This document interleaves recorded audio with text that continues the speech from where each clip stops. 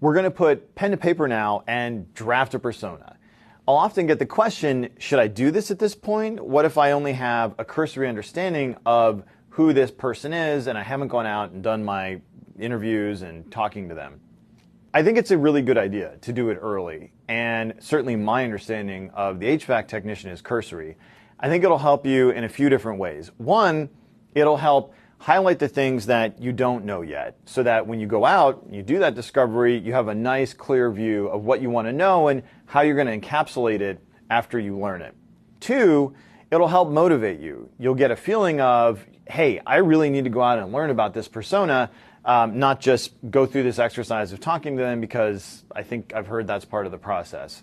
And three, it'll help get your team on the same page and start building this infrastructure, this very iterative process of creating personas and improving them sooner versus later. So I'm in the Google Doc that you saw earlier. I'm on the H3 for the individual persona. You can see the heading 3 menu here. That'll help keep your table of contents working if you're using the Google Doc or the Microsoft Word doc so that things are easy to get at for everyone. I'm going to call him Trent the Technician. Now, you may wonder, well, how do I know how many personas I should start with? And there I would say don't overdrive your visibility. If you are making an app for moms and you know that you need to learn about all the different types of moms and which one would buy your product early and use it, which one later, and you don't know enough to create those different sub-personas, if you will, of the mom segment, just start with one. That's fine. And then as you learn more, you can resegment it and detail it as you go along. So I'm going to start with one. Now, the next thing we have here is a screener question. This is really important. This is how you're going to go out and when you do find subjects, the simple factual question that you will ask them to make sure that they're a valid subject. We're going to naturally move towards subjects that are easier to get at, and we want to have a nice clear view of, am I wasting my time with this subject because they're not relevant to what we're trying to do, or are they a good fit, and is it worth our time, both yourself and the subject, to talk to them? So a good screening tech question, if we want to talk to an HVAC technician, is how many HVAC repairs have you done in the last month? And we probably want to hear greater than 5 or something like that. And we'll learn and we can tune that as we go along. Now we get into the actual persona description. So I'm just going to move this text down, and this placeholder stuff you can go ahead and remove later. All right, now the first thing that I like to do personally when I draft a persona is find a photo. Now I have this made up LinkedIn profile that I'm going to use for the purpose, and I'm going to go ahead and copy the image and put it in my Google Doc. Now, the rules about when and how, and I'm going to use the wrap text option here so that the text will wrap around it. And the rules on what's okay and what's not okay with regard to these images is going to vary depending on where specifically you are. And if you have any doubts, you should consult with your counsel. But one thing that will always get you in trouble is if you ever use an image that you don't have permission for in any kind of public documentation. So that's something I would definitely avoid in any situation. And for instance, in this particular case, this is a subject where I have explicit permission to use this picture.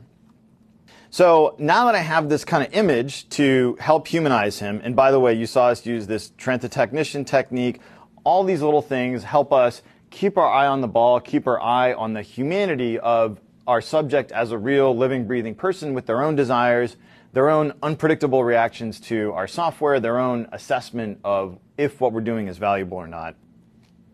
Getting started here and writing is one of the hardest parts, and I would encourage you to just start putting stuff down. If it's a guess, that's okay. You can always edit it later, and that's fine. If you're not sure, just don't worry about it. You can change it later.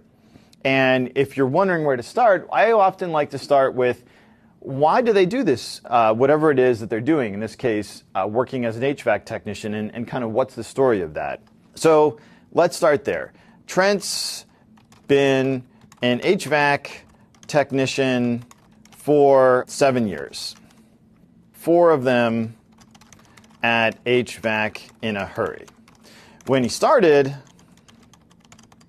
the money wasn't great, but in his current role, it's pretty good, and he likes the job.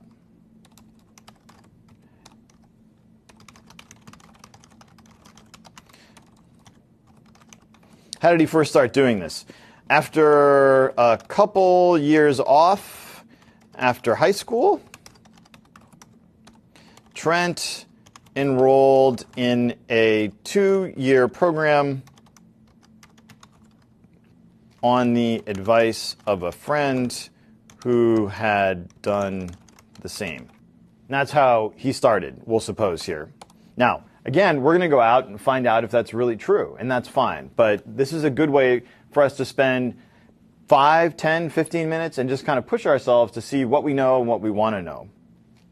This is a little abbreviated, but again, don't push yourself to write more than you want, but do push yourself to kind of cover each of these questions at least a little bit. The second thing that I like to look at is, well, what's a typical day in the life for Trent, at least as it pertains to his area that we're interested in, which is, in this case, his work. And we think, or I think based on my cursory experience with this persona, that Trent would love to sleep in more, but he has to get into the office early so he can get his dispatch assignments, prepare, get equipment and stuff, and head out to his jobs before traffic picks up.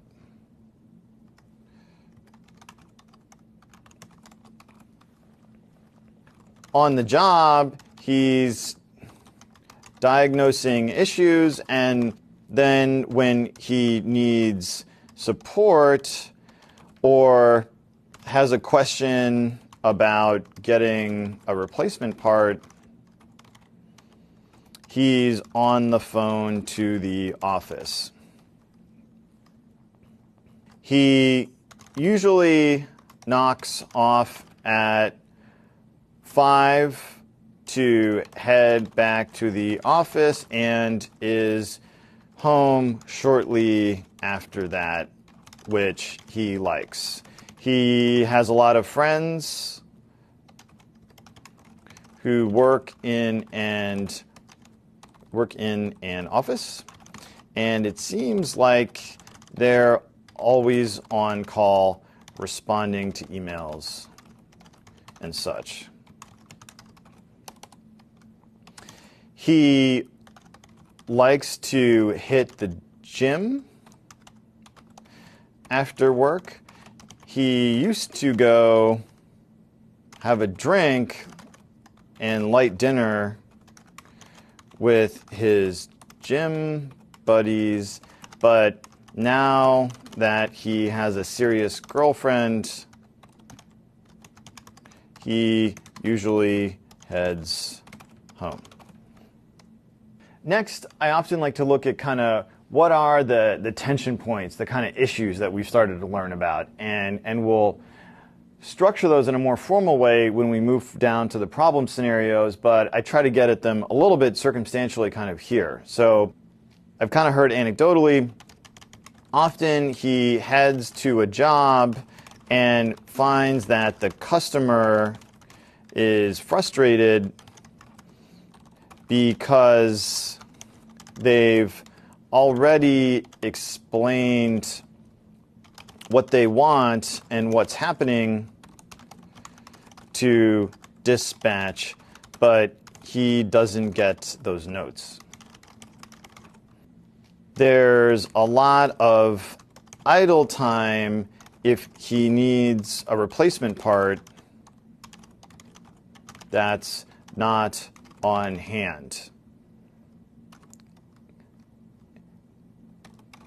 Often he's unsure and has to wait to see whether he can just go get the part and finish up that day, or whether it's going to be a few days and he should just schedule a follow-on appointment with the customer.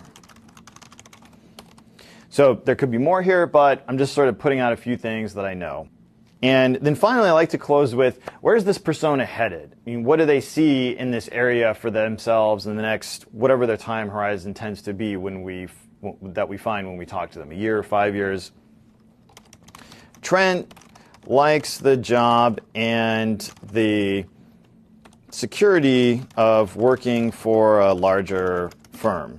He and his girlfriend are thinking of tying the knot and starting a family, and she likes the situation he's in.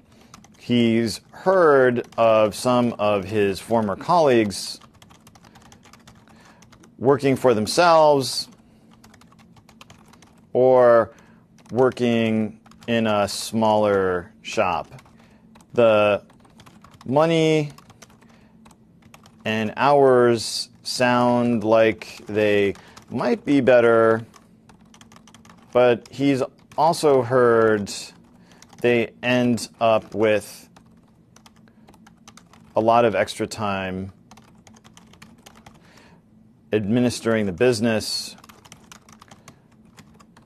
and selling themselves. So this is a good start. We sat down, we sketched out a few things.